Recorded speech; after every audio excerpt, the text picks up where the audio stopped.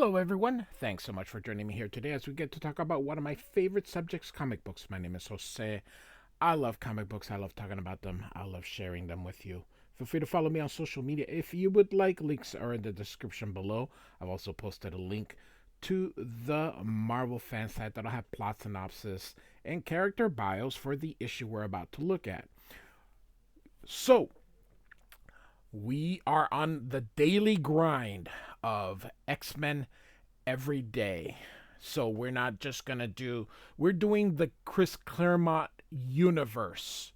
So we are focusing on everything that happened up until Chris Claremont leaves his first run. He does have a short second run, but we're gonna cover everything. So be prepared. We're doing this every day, so it doesn't take me 20 years to get these things out there. So Uncanny X-Men 142. I have a playlist. I started with Classic X-Men because Classic X-Men offers great exposition. Um, but once the backup tales stopped, I went straight into X-Men. But this cover is by Terry Austin, not Terry Austin and John Byrne, as I always believed. So great cover, great iconic cover. I own this issue. I actually have the originals. I also have the facsimile editions. I have trade paperbacks. I have all sorts of goodies. Now, as you all know, I was covering Classic X-Men, and I just wanted to show, I missed the last few issues kind of showing you what the covers were. So Classic X-Men 45 was the one where I've covered already, where Wolverine took on Alpha Flight, or sorry, Wendigo, as he went back to Canada. So these were the covers. And then, of course, I have this somewhere. This one I have somewhere. I just cannot find it. So this is how I came across this series when I was in high school. I think this came out like my senior year, and I scooped it up. Absolutely great stuff here. So as you can see here, Days of Futures Past was not released in the classic X-Men format. So luckily I had this to get those great stories. I grew up in the era before the internet, man. So I discovered this and read them, had no idea what the heck. By the way, look who inked this. Scott Williams. So alrighty. Here we go. Mind Out of Time. So we are going through the 1980s, where the story is taking place in the quote unquote present, and then of course we have 2013, which is approximately 33 years later, where we have the apocalyptic future where the Sentinels control the United States. So, and I do like this. I do. This costume, I know it's kind of boring when everybody's wearing that costume, but I like it. So, I have a playlist, so I have covered this. I'm just gonna say the future Kitty Pryde is in the body of the past Kitty Pryde. So, and of course, they are fighting the Freedom Force. I'm gonna make this a little bit bigger here for you, just to make it a little bit easier to see here. So,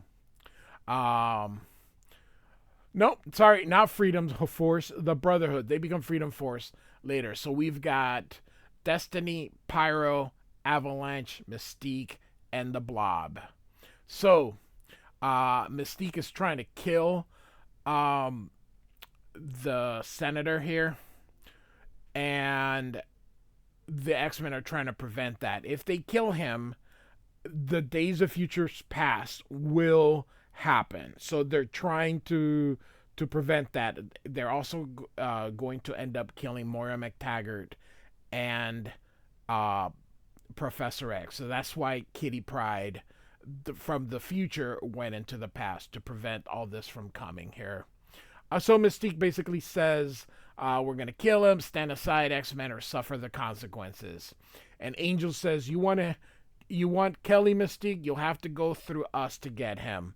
And of course, Senator Kelly is like, this is monstrous. How dare you freaks turn the United States Senate into a battlefield? How dare you threaten me? Marshals, arrest those people. And so the marshals are going to give it a try. My God, how do you even stop the Blob? Kelly, you're either the bravest man I've ever seen or the dumbest. Either way, you're going to die today, says the Blob. That's enough out of you, fatso. You and your muty playmates have gone too far this time. You're going to pay for it. Come along quietly, all of you, or else. And Blob's going to have none of it and just dismisses him. No power on earth can move me if I don't want to be moved, and no force on earth can harm me. And Avalanche, of course, uses his powers here to move the ground underneath the X-Men here. And Avalanche says here, you're a real terror against ordinary people, Blob. Let's hope the X-Men prove as easy to deal with, he says here. So, let me go back to regular size here. So, as I mentioned before, I own everything that I show you guys. I have it either in the original issues or the classic X-Men or trade paperbacks. I have all of Chris Claremont's run. I have his New Mutants run, his Excalibur run. I have all of Louise Simonson's X Factor. I have everything. So, man, this was such a good. Chris Claremont really is a great writer. The X-Men were so good. I feel I haven't read any of the new stuff, this Krakoa stuff. I kind of started a little bit, but then I ended it. I have hardly bought any X-Men at all. I bought Bendis's run. So I've been going on and off. So I had Bendis's run. Then I stopped. Then Jonathan Hickman. Then I stopped. Once Jonathan Hickman left. I am not interested in anything else. And for $5 a month to buy all that stuff to get that Krakoa stuff is just not worth it.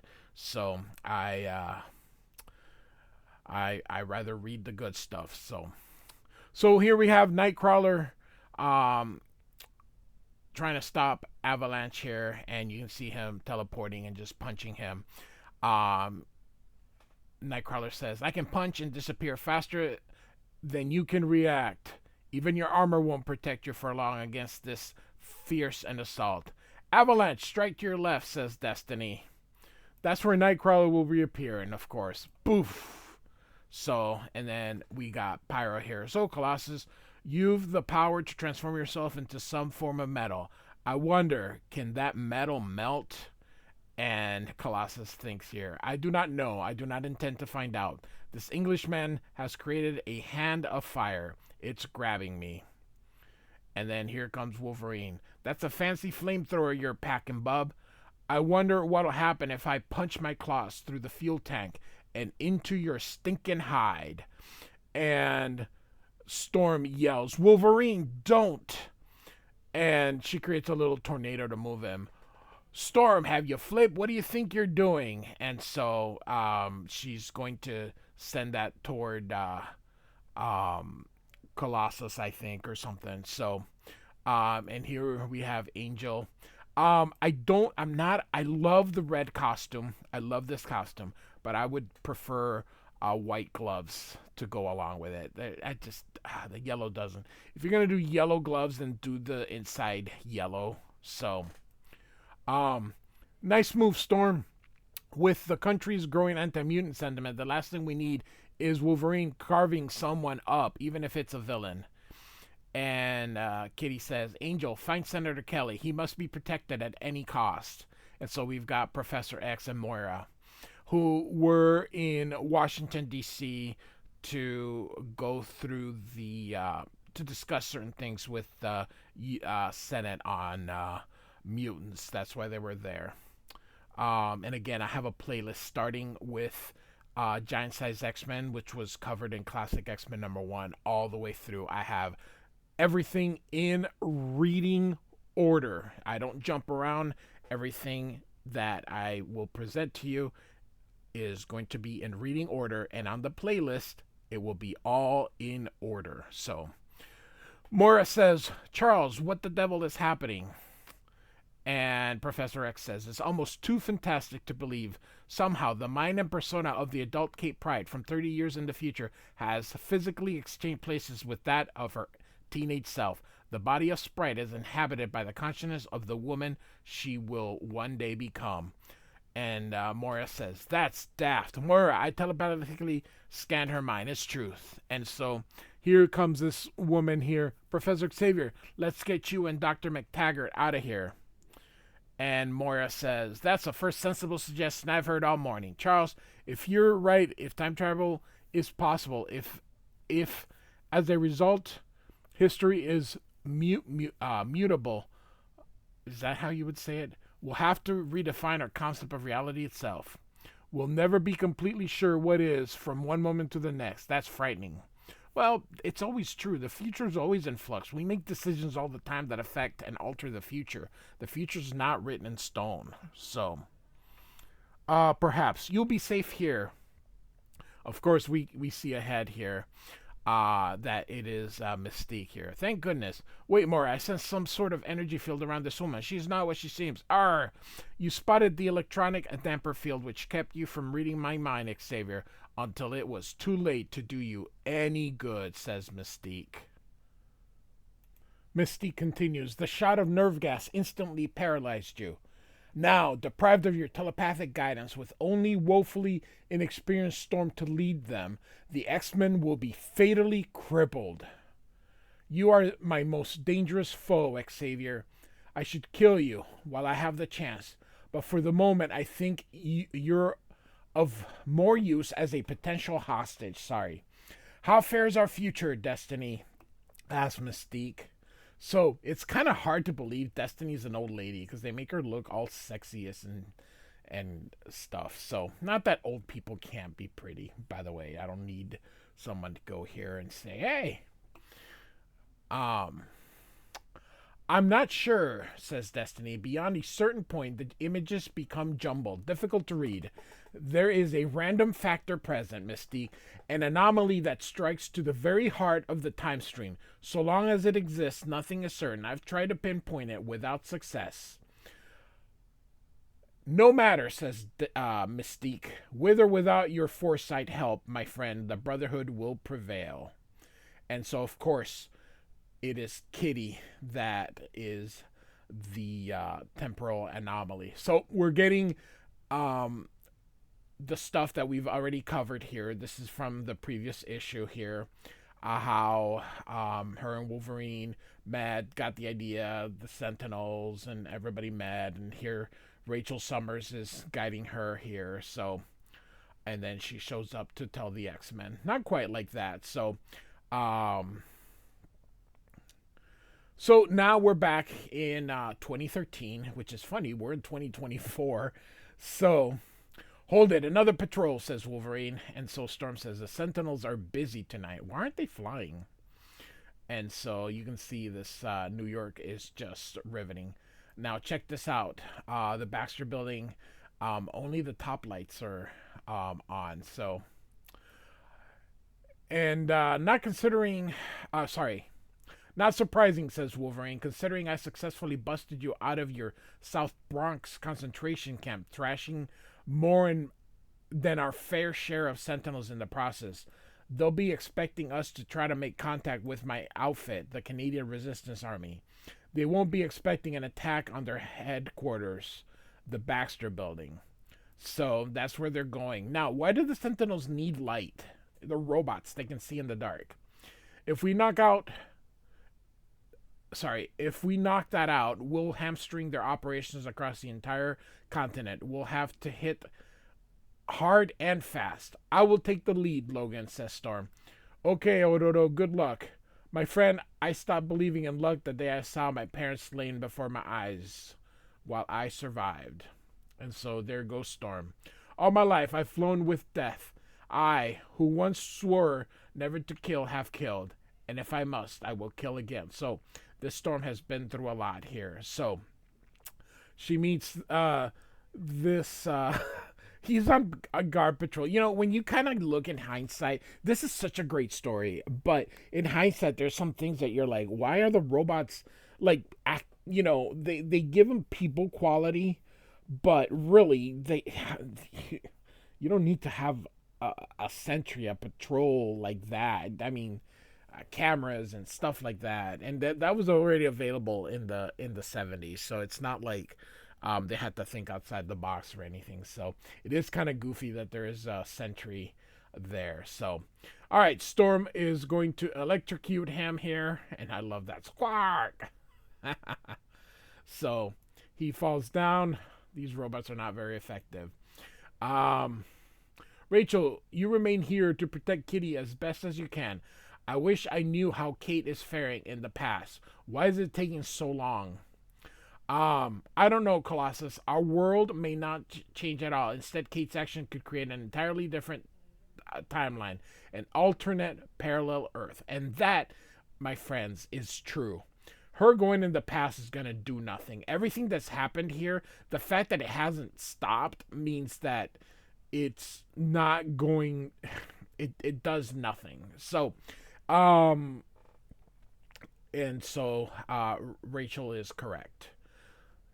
And Wolverine says, so that time switch could be a wasted effort. Great. Wolverine, I'm sorry. I just don't know. Storm, these doors are locked. You'll have to gimmick the locks and alarms. And so, there we are, Wolverine. It seems I haven't lost my touch, she says. And so we're going to get a little exposition on her origin. We've already covered her origin, so we're just going to move on. The coast is clear, my friends. So, all right, Wolverine says, the Baxter Building, the old headquarters of the Fantastic Four, contains some of the most sophisticated electronics lash-ups on Earth. That's why the Sentinels chose it as their primary base. But it's a base with an Achilles heel. You can see he looks like he's peeing on it. He's got something to hitting like with a laser. If our intelligence reports are accurate and the housekeeping system's still operational, this electric eye beam in my belt buckle should activate the FF's private elevator. And it opens up here. Bingo. All aboard. Next stop, the roof. And the fight of our lives. And Colossus says, are you nervous, Ororo? A bit. My claustrophobia, confined spaces still put me on edge, and I can't help thinking that it wouldn't take much to turn this tiny box into a death trap. I always think that every time in an elevator. I think a lot of people think that. So, all right, back in time here, or in the present. And Kitty says, the X-Men are losing.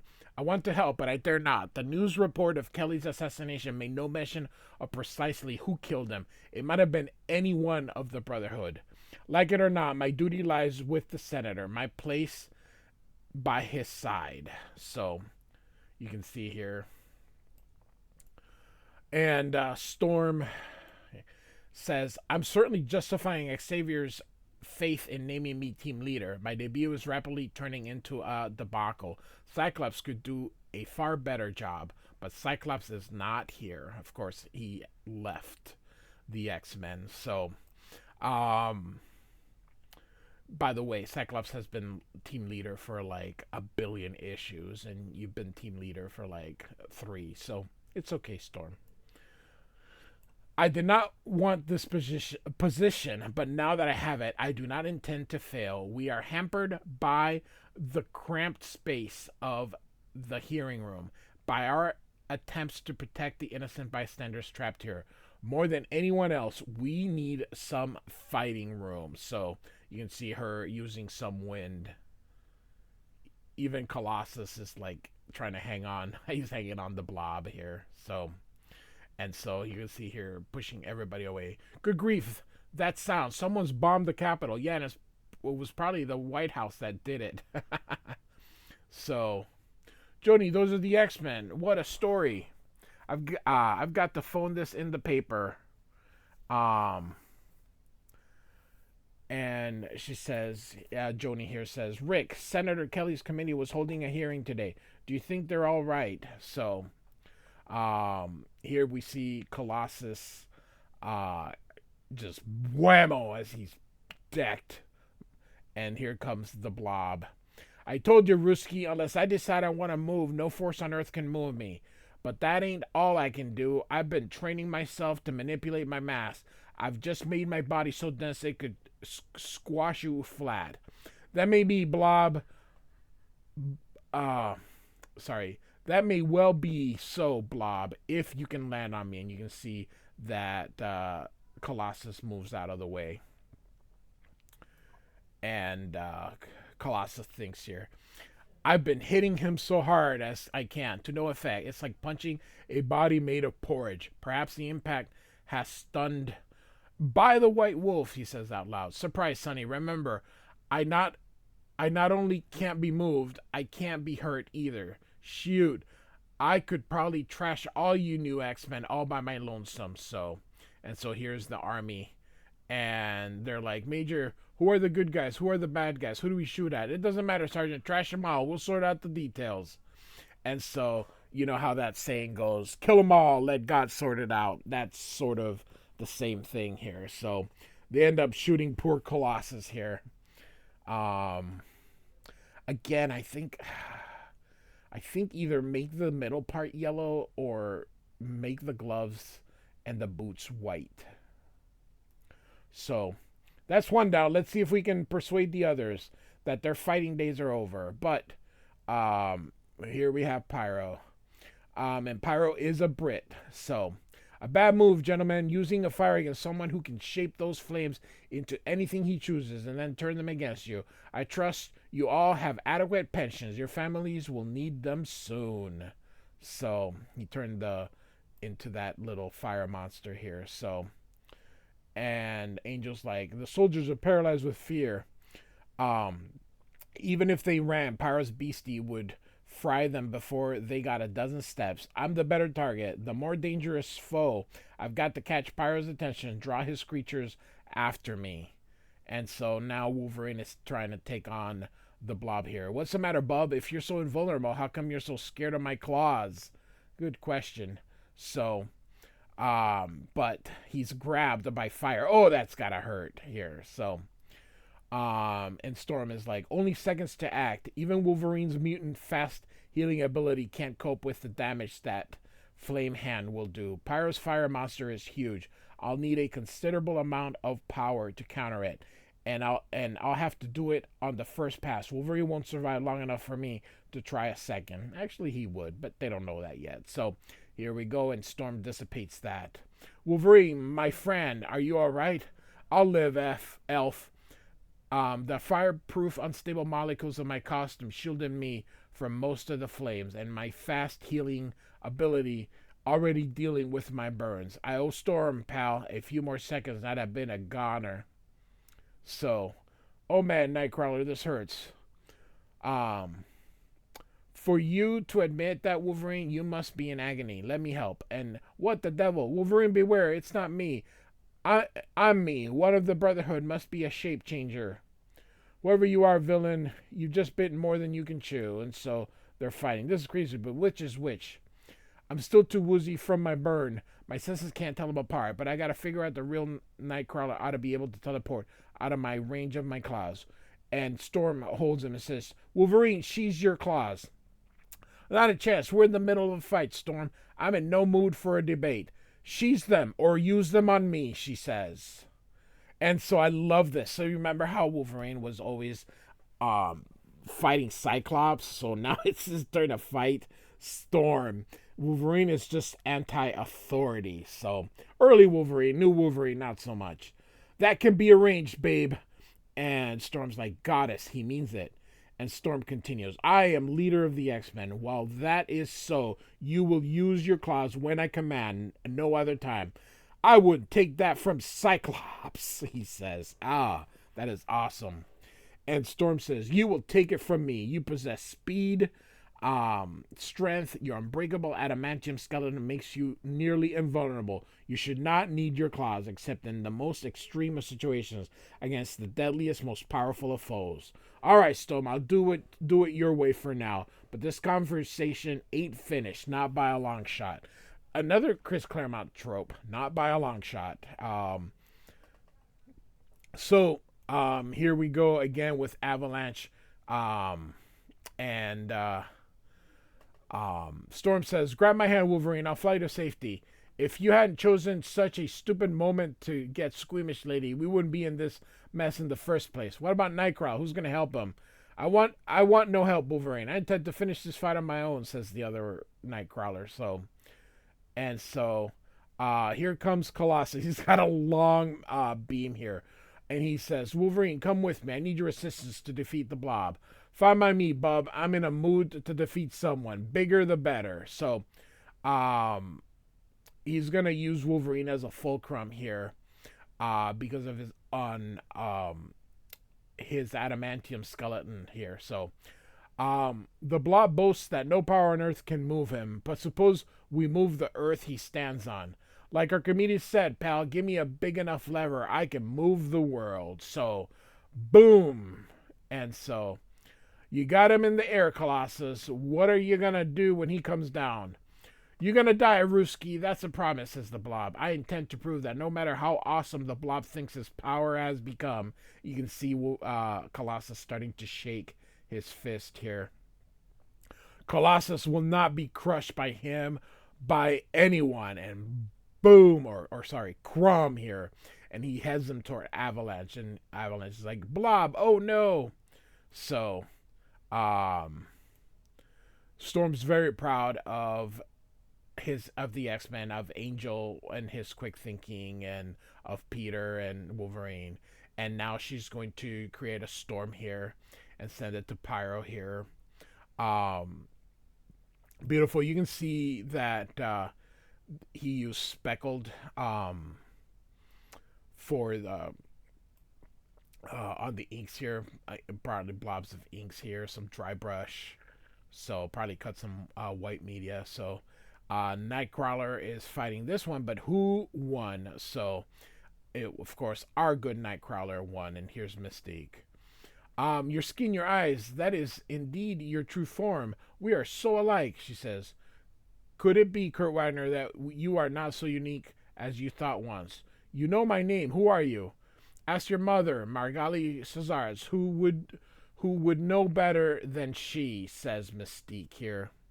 As I mentioned, I have in the links the Marvel database. If you feel free to look up the origin of Mystique. If you just click on her name, it'll pull up. She's been around forever, since the 19th century. Both her and Destiny. Um, so it was originally established. So Mystique is Nightcrawler's mother, and his father was Count or something, Wagner or Wagner. But then she was forced to give him up when the villagers were saw that he had blue skin, and so which of course then she gave him up, and that Margali Zardos raised a Nightcrawler as her own. But Mystique is the mom. Then in 2003 they retconned, and she was actually seduced by a demon, Azal, and so that it helped explain Nightcrawler's demonic looks. But then comes modern times, and of course, Mystique and Destiny back in the day wanted to have a baby, wanted to have a family. Mystique made her, because she can make herself into anybody. Made herself into a man, and Destiny conceived a Nightcrawler, so she's mother and father. I don't know. Take your pick. It's 2024. I'm not arguing anymore. But that is now the origin of Nightcrawler. So, um, but Mystique, whether you choose to, whatever, she's the mother. until now when Destiny's the mother and Mystique is the father. So, all right, carry on.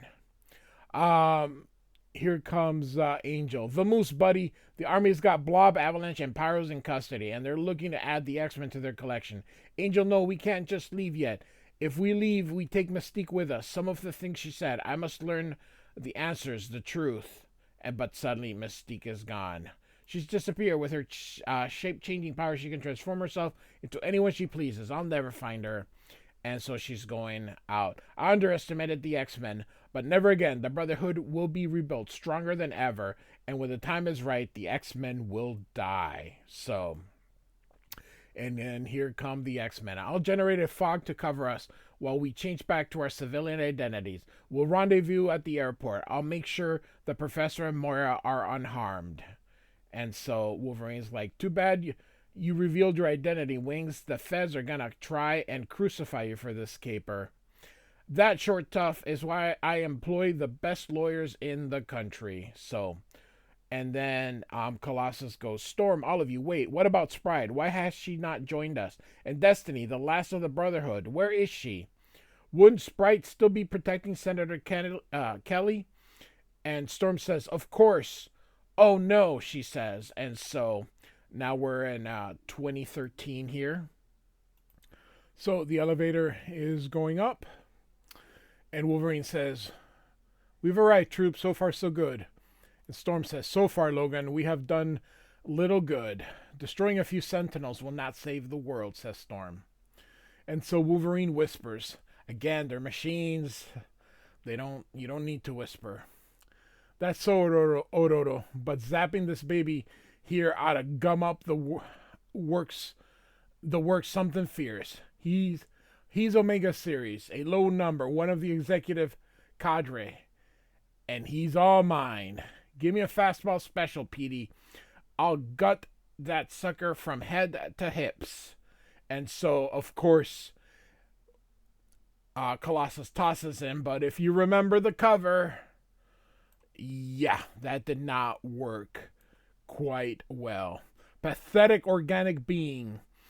Are you so arrogant as to believe you could even approach, much less penetrate, our innermost sanctum undetected? Whoa, look at this. This is just amazing. Not so. You're here because we allowed you to be here. The better to terminate you. Yield, X-Men, or suffer a familiar fate. So you can see here, look at where the adamantium claws come from. And Storm says, never. I mean, he really yells it. And just fries him. So it seems like frying is all, they need to equip their heads a little bit better. Love this. Just the screen tones in the back, the all black here up. Oh. Sentinel Omega 5 has been terminated. Additional Alpha combat units respond to this location immediately.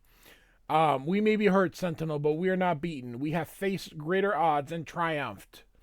Terminate one Sentinel, terminate 1,000. It makes no difference. Our numbers are too great. Eventually, mutants, we will overwhelm you. Storm, I've toppled him. Freeze him. And so Storm does. But she is killed. Oh, great panel here. She yells out his name, and then that spear goes right through her. Ororo, yells Colossus, and you can see him crying and him punching through. And so here we have Rachel Summers. In my mind, I felt Ororo and Logan die. I can feel Peter's rage. I want to break contact, but I can't. I don't want Peter to be alone when he's dead so quickly. Funny, I've experienced death so often in the minds of others, yet I'm terrified of dying myself. If Kate Body dies here, will her mind be trapped in the past? If so, I wish her a happier life than the one she lived. We did all we could, my darling Kate. Now it's up to you. So here is a Destiny ready to kill Senator Kelly. I love that it's all black also. No hints, no nothing, just all black. That is so cool. Um, the blind precog Destiny has Senator Kelly cornered, but if she can physically scan the future, why hasn't she spotted me unless the time switch has somehow made somehow also the time switch has made me somehow invisible to her present abilities. My colleague my colleagues have been defeated, yet victory will still be ours with your death. And Kelly says, murdering me will accomplish nothing. True people will fear mutants, and they fear all terrorists, but they won't be cowed by that fear. They'll fight back. They'll destroy you, Destiny, he says. Possibly, but you're a greater threat alive. Do not try to evade my crossbow bolt, Senator. I will sense your plans a heartbeat before you even formulate them, and fire where you're going to be. I wouldn't give you that satisfaction. If I got my hands on you mutants, I'd probably break your neck, but I won't run, she says. And Kitty goes right through her and topples the thing. The temporal anomaly is part of me, consuming me. Senator Duck, she says. And so now, as we have started, we can see here that she is now going back to her times. So, Sprite, are you alright? Senator Kelly, have you been harmed? Storm, where am I? This isn't the danger. I feel awful. Who are you, young woman? Who is this child? I am Storm, leader of the X-Men, and I suspect this child is the person who just saved your life. Mutants are like people, are both good and bad. You would do well to remember that, Senator, before you seek to condemn us all. And Xavier comes out telepathically. Storm, Professor, the authorities are coming. I must leave. So, we will rendezvous at Angel's private aircraft. Xavier, Dr. McTavish, thank heavens you're all right. So we see Mystique here. Destiny captured as well. Have no fear, my dear friends. Neither you nor the Brotherhood will be imprisoned for long. This Mystique swears. So we leave here on Angel's jet. You remember nothing from blacking out in the danger room? Nope, except, well, I think I felt someone kiss me just before I woke up. Perhaps it is for the best. I think if I knew my future, I would spend my life trying to change it, says Storm. You said you mind scan me, Professor. What did you find out about me, I mean? That Kate Pride is as delightful and admirable a person as Kitty Pride. The rest you will have to discover in due course. Professor, we say Kitty's mind has been returned to her body. Does that mean we change the future? I don't know, Warren. Cliché as it sounds, only time will tell. So here is where that little trade paperback I showed you that I had ended. But there is an epilogue page here that was not contained in the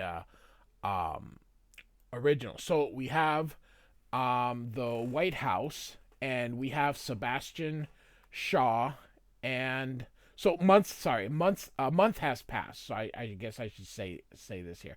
I'll just read it. This is the last page. A month has passed, and Senator Kelly's committee has finished its hearing and submitted its reports to the president. Now, on a chill December evening, both Kelly and his good friend, industrialist Sebastian Shaw, who, unknown to Kelly, is both a mutant and a supervillain himself, are summoned to the White House. Come in, Robert, Sebastian. I won't bandy words, gentlemen. I've read your reports, Robert. Its recommendations are dangerous. They may be unconstitutional, even criminal. A draconian attitude for someone who owes his life to the X-Men.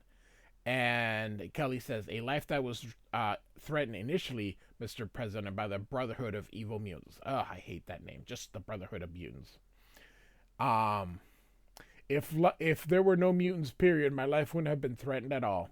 There's also the national security aspect, sir. So, during this time, I think this would have been Reagan. An anti-government group of superpowered beings, mutants or otherwise, or such a group in the service of a foreign enemy would be a serious threat to our nation, says Sebastian. I realize that, Sebastian. For the moment, my actions, will remain top secret and covert in nature. The operation is codenamed Project Wide Awake. Allow me to introduce the man who will lead. Henry Peter Garrett, who's He is a government. What would we call it? Government stooge, not stooge in the sense, but he makes a lot of superheroes lives miserable, I guess is what. So it's not just the X-Men or anything like that. So he will be responsible to me alone, and his authority in this matter will be absolute. Your first priority, Henry, will be to work with Shaw Industries to design and construct a new series of robot sentinels. You have my word, sir. You have them, sir, and you have my word. This mutant controversy will be resolved. If we find them to be a threat to the public, a threat to the world, a threat to the human race, they will be dealt with permanently. And so, next issue, we're going to have John Byrne's final issue of the X-Men. It's going to be very sad. Not that the story's sad, just sad in knowing what could have been if these two would have somehow resolved their differences. But he goes to the Fantastic Four, and everybody knows it's the rest is history because he did an absolute fantastic job in the Fantastic Four. So, again, next demon. When you're alone, Kitty Pryde, no one can hear you scream. X-Men 142 from November of 1980. Chris Claremont, John Byrne with Terry Austin. God, what an absolute beautiful team this was. So, like and subscribe. I do thank you for listening. Goodbye.